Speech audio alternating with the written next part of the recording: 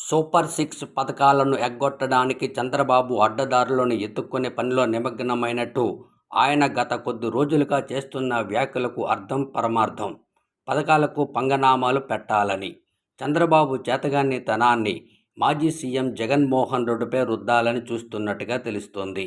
దానిలోని భాగంగానే గత ప్రభుత్వం రాష్ట్రాన్ని అప్పులపాలు చేసిందంటూ శ్వేతపత్రాలను విడుదల చేస్తూ తన జేబు పత్రికల్లో కథనాలు రాయిస్తూ ప్రజల్లో ఒక రకమైన సానుభూతి పొందాలని చూస్తున్నట్టుగా భావించాలి. ఎన్నికల ప్రచారంలో హామీలు ఇచ్చినప్పుడు అప్పుడు తెలియదా రాష్ట్ర పరిస్థితి ఏంటో? అది తెలియకుండానే అమలు కాని హామీలు ఎలా ప్రకటించారు?